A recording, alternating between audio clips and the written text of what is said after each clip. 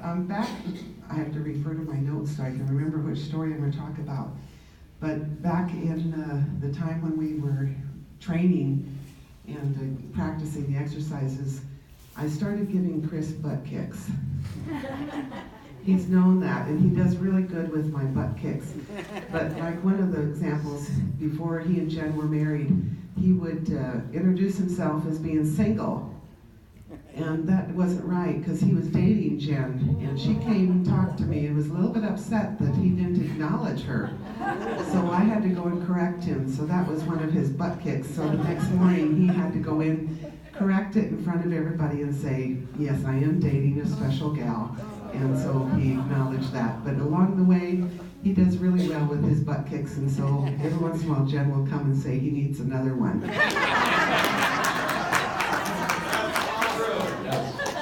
So that's how we practice and learn a lot about how to give and receive good shame messages. So Chris has been central in that sort of thing.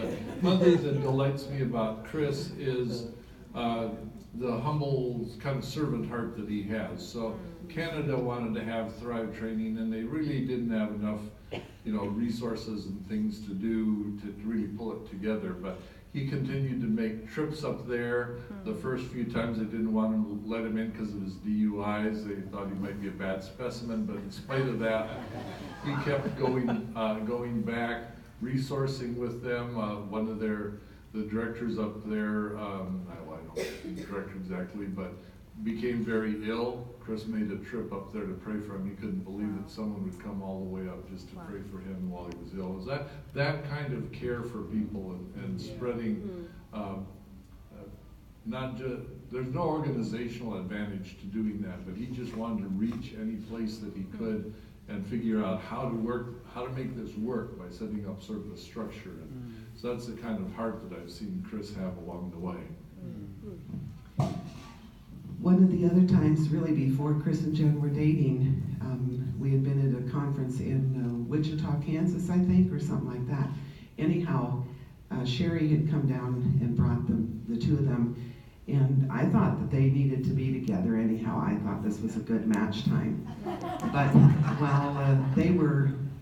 while there was some going on in the conference time, Jen and I were in the bookstore area racing back and forth. And that's hard to believe, because then one of our Thrives, Jen and I were both in wheelchairs. I had broken a leg, and she had to be in the wheelchair for inactivity during her pregnancy. And so we had kind of a little train, so she'd push me and Chris would push her, so we went back and forth in our wheelchairs. But that was fun to reminisce about our racing back and forth.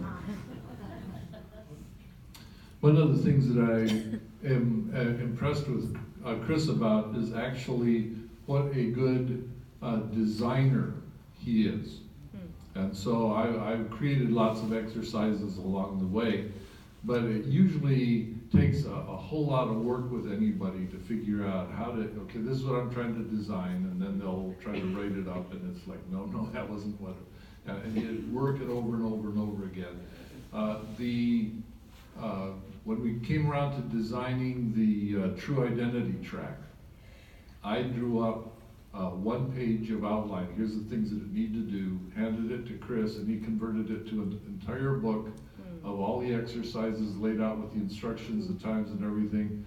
The way it ran that first time with no more instructions than that. And there are just very, very few people in the world that could take, a little set of ideas and to convert them into an entire week's worth of programs, time down to the minute. And it's just the kind of talent he brings that, Ed Corey's pretty good at creating exercises, but he can't even keep up with Chris to creating the books and the instructions the way he does it. It's a phenomenal gift, and I think that having him as a trainer is God putting him in exactly the place he does best. And so I'm looking forward to what he'll do in the future. Okay, my last story is about Jen when I had broken my leg. Jim and I were both going to go to the Netherlands. He was speaking. And I was in the closet reaching up to check a pair of shoes to see if I could pack them to take with me. And I didn't step on the stool wisely, so I fell off and I broke my leg. Well, that meant I couldn't go to the Netherlands. And at that time, we had Jim's dad living with us. So we had a couple that were gonna come and take care of Jim's dad, but they couldn't take care of me too. So we were stuck as to who was gonna take care of both him and me. Well, this was before they had kids, so Jen was available, and she came all the way out from Illinois out to California and took care of me. It was a good bonding time. I was laying in the bed and she would cook and talk and we'd be back and forth chatting the whole time. It was such a fun time.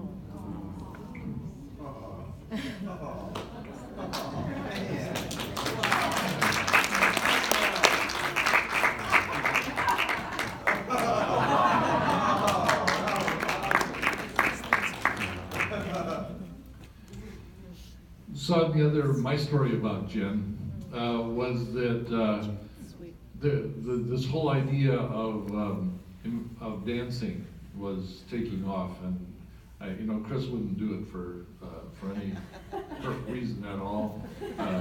Took a number of butt kicks to get him out there to learning it. But as it began to catch on, I became the official videographer of the project. And so I was taking all the pictures. I made the videotape and edited it. And working with Jen and her dance troupe was just hilarious.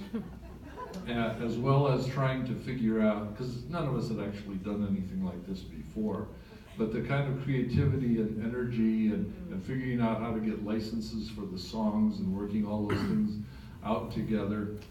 To this day, one of the reasons I can do the tambourine is I have completely memorized from thousands and thousands of times step, point, around, side, cross. Put that right together, right back. Just how many times we shot that and how many times we did it and how many surfaces we had to figure out so you could see her feet and the contrast.